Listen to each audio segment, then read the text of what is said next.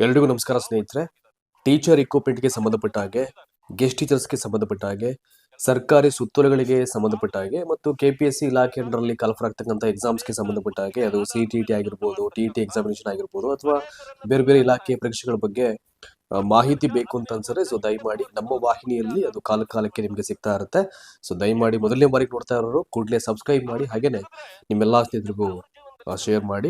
ಇವಾಗ ಏನು ನೀವು ಒಂದು ವಿಡಿಯೋನ ನೋಡ್ತಾ ಇದ್ದೀರೋ ಅದು ಬಂದ್ಬಿಟ್ಟು ವಿಧಾನ ಪರಿಷತ್ನಲ್ಲಿ ನಡೆದಿರತಕ್ಕಂಥ ಚರ್ಚೆಗೆ ಸಂಬಂಧಪಟ್ಟಂತ ಒಂದು ವಿಡಿಯೋ ಅದು. ಸೊ ಯಾವ ಚರ್ಚೆ ಅದು ನೋಡಿ, ಛಲವಾದಿ ನಾರಾಯಣ ಸ್ವಾಮಿ ಅಂತ ಅಂದ್ಬಿಟ್ಟು ಅವರು ಮಾನ್ಯ ವಿರೋಧ ಪಕ್ಷದ ನಾಯಕರು ವಿಧಾನ ಪರಿಷತ್ನಲ್ಲಿ ಅವರು ಚರ್ಚೆಯನ್ನ ಮಾಡಬೇಕಾದಂತ ಸಂದರ್ಭದಲ್ಲಿ ಶಿಕ್ಷಕರ ನೇಮಕಾತಿಗೆ ಸಂಬಂಧಪಟ್ಟ ಹಾಗೆ ಸಾಕಷ್ಟು ವಿಷಯಗಳನ್ನ ಅವರು ಉಲ್ಲೇಖ ಮಾಡಿದ್ದಾರೆ. ಇಲ್ಲಿ ಇಷ್ಟು ವರ್ಷಗಳಾದ್ರೂ ಹುದ್ದೆಗಳನ್ನ ಭರ್ತಿ ಮಾಡದೇ ಇರಲಿಕ್ಕೆ, ಹಾಗೇನೆ ಗೆಸ್ಟ್ ಟೀಚರ್ಸ್ಗೆ ಸಂಬಂಧಪಟ್ಟ ಹಾಗೆ ಮಾತಾಡಿದ್ದಾರೆ, ಅವ್ರಿಗೆ ವೇತನದ ಬಗ್ಗೆ ಟ್ಯಾಕ್ ಮಾಡಿದ್ದಾರೆ. ಸೊ ಹಾಗೇನೆ ಇಂಟರ್ನಲ್ ರಿಸರ್ವೇಷನ್ಸ್ ಒಳ ಮೀಸಲಾತಿಗೆ ಸಂಬಂಧಪಟ್ಟ ಹಾಗೆ ಏನೆಲ್ಲ ಪ್ರೊಸೀಜರ್ ಮಾಡಿದ್ದಾರೆ, ಎಲ್ಲಿ ಸಮಸ್ಯೆಗಳಾಗ್ತಾ ಇದೆ, ಸೊ ಏನಕ್ಕೆ ಇನ್ನೂ ಅದನ್ನ ಪ್ರಕ್ರಿಯೆಗಳನ್ನ ಆರಂಭ ಮಾಡ್ಲಿಕ್ಕೆ ಆಗ್ತಿಲ್ಲ, ಅದು ಇನ್ನು ಎಲ್ಲಿ ಲೂಪ್ ಹೋಲ್ಸ್ ಇದೆ, ಸೊ ಹೀಗೆ ಇನ್ನು ಹಲವಾರು ವಿಷಯಗಳ ಬಗ್ಗೆ ಅವರು ಸುದೀರ್ಘವಾಗಿ ಮಾಡಿದ್ದಾರೆ. ಅದರಲ್ಲಿ ಬಹಳ ಪ್ರಮುಖವಾಗಿ ಟೀಚರ್ ಇಕ್ವಿಪ್ಮೆಂಟ್ಗೆ ಸಂಬಂಧಪಟ್ಟ ಹಾಗೆ ಏನ್ ಹೇಳಿದ್ದಾರೆ ಅವುಗಳನ್ನ ಫೋಕಸ್ ಮಾಡಿ ನಿಮ್ಗೆ ಆ ವಿಡಿಯೋನ ಅಪ್ಲೋಡ್ ಮಾಡ್ತಾ ಇದ್ರಿ. ಸೊ ದಯಮಾಡಿ ಅವ್ರು ಏನ್ ಹೇಳಿದ್ದಾರೆ ಎಲ್ಲವೂ ನೀವೇ ಒಂದ್ಸಲ ನೋಡಿದ್ದೀರಾ. So let's watch this video.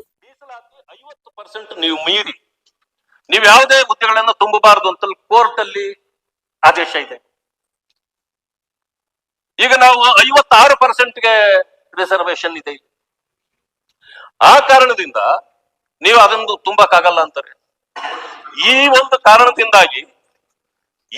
ಕಾರಣದಿಂದಾಗಿ ಈಗೇನು ತುಂಬಲಿಕ್ಕೂ ಸಾಧ್ಯ ಇಲ್ಲ. 2 ವರ್ಷದಿಂದ ನೀವು ಅಪಾಯಿಂಟ್ಮೆಂಟ್ ಮಾಡ್ತಾನೆ ಇಲ್ಲ. ಜನರ ಪರಿಸ್ಥಿತಿ ಏನಾಗುತ್ತೆ? ಕೊನೆ ಪಕ್ಷ ಆ 50% ಆದ್ರೂ ತುಂಬಿ ನಂತರ ಬರ್ತಕ್ಕಂತ ಇದರಲ್ಲಿ ಮಾಡಬೇಕು. ಪರಿಶಿಷ್ಟ ಜಾತಿ ವರ್ಗಗಳನ್ನ ನೀವು ಮೀಸಲಾತಿ ಇದರಲ್ಲಿ ಒಳ ಮೀಸಲಾತಿ ಕೊಟ್ರಿ. ನಾನು ಬೆಳಗಾವಿ ಅಧಿವೇಶನದಲ್ಲಿ ಒಂದು ಪ್ರಸ್ತಾಪವನ್ನ ತಮ್ಮ ಮುಂದೆ ನಾನು ಇಟ್ಟೆ. ಏನಾಗಿದೆ ಅಂತಂದ್ರೆ, ಇವರು ಹೋಲ್ ಡಿಪಾರ್ಟ್ಮೆಂಟ್ ಯೂನಿಟ್ ಆಗಿ ತಗೊಳ್ಳೋದಿಲ್ಲ. ಒಂದೊಂದು ವಿಭಾಗವನ್ನ ನೀವು ತಗೊಂಡ್ರಿ. ಧಾರವಾಡ ಯೂನಿವರ್ಸಿಟಿಯಲ್ಲಿ ಒಂದು ವಿಷಯ ಆಗಿತ್ತು, ನ್ಯಾಯ ಯಾರಿಗೆ ಸಿಗ್ತದಾಗ.